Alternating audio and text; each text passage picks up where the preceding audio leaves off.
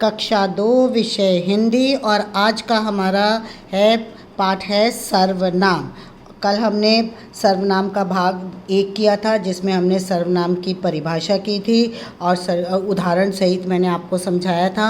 आज हम इसका भाग 2 करेंगे और उसमें सर्वनाम के 6 भेद होते हैं, पर आज मैं आपको सिर्फ 3 भेद कराऊंगी और जब हम सर्वनाम का भाग 3 करेंगे, अगले जो है वो मैं सर्वनाम के 3 भेद दूसरी कक्षा में कराऊंगी। ठीक है, चलिए। पहला सर्वनाम का भेद है पुरुषवाचक सर्वनाम, दूसरा है निजवाचक सर्वनाम और तीसरा है निश्चयवाचक सर्वनाम। ये देखिए, निश्चयवाचक, निजवाचक और पुरुषवाचक। सबसे पहला है पुरुषवाचक सर्वनाम। जिन सर्वनाम शब्दों का प्रयोग खुद के लिए या दूसरों के लिए किया जाता है उसे हम पुरुषवाचक सर्वनाम कहते हैं। जैसे मैं, हम, तुम और आप, यह, वह। हम कहेंगे यह मेरा घर है, मतलब आपने क्या कहा है, दूसरों के लिए है, खुद के लिए, या तो अपनों के लिए, अपने आप के लिए कहा है या किसी दूसरे के लिए है। तुम अपने घर चले जाओ, तो इसमें क्या हो गया, खुद आपने अपने लिए कहा यह मेरा घर है और आपने किसी और को कहा कि तुम अपने घर चले जाओ। तो पुरुषवाचक सर्वनाम का जो है, इसके लिए हम खुद और दूसरों के लिए प्रयोग किया जाता है। दूसरा वह है हमारा निजवाचक सर्वनाम।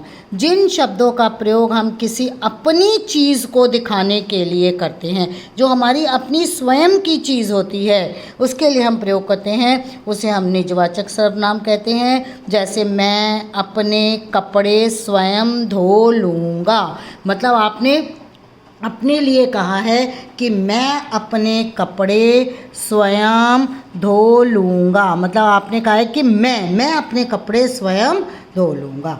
अब तीसरा हमारा है निश्चयवाचक सर्वनाम। जिस सर्वनाम शब्दों में किसी वस्तु, व्यक्ति या स्थान की निश्चितता का बोध हो वे शब्द निश्चयवाचक सर्वनाम कहलाते हैं। जैसे यह, वह आदि। जैसे हम कहें निश्चय का बोध हो, मतलब पक्का हो, कि कंफर्म हो, पक्का हो, उसे हम निश्चयवाचक कहते हैं। जिसमें निश्चितता का बोध होता है उसे हम निश्चयवाचक कहते हैं। जैसे यह मेरी पुस्तक है, ये किताब जो आपकी अपनी है, तब आप कहेंगे ना यह मेरी पुस्तक, यह मेरी पुस्तक है, मतलब जो चीज़ आपकी अपनी है उसके लिए तो आप कहेंगे ना कि यह, आप कहेंगे, आप दूसरे की तरफ, उस पुस्तक की तरफ उंगली उठा के कहेंगे, वो दिखा कर कहेंगे कि यह मेरी पुस्तक है, मतलब निश्चय है कि यह आपकी ही पुस्तक है। वह मेरा घर है, जो आपका घर है, आप किसी दूसरे के घर को तो नहीं कहेंगे वह मेरा घर है। तो घर है, जो आपका घर है, तभी तो आप कह रहे हैं, निश्चय है, पक्का है, आपने ये मालूम है आपको, तो आप कहेंगे वह मेरा घर है। बाकी के जो है 4, 5, 6 वो मैं आपको अगली क्लास में कराऊंगी और इसको सब एक बार ज़रूर घर में पढ़ लेंगे। धन्यवाद बच्चे।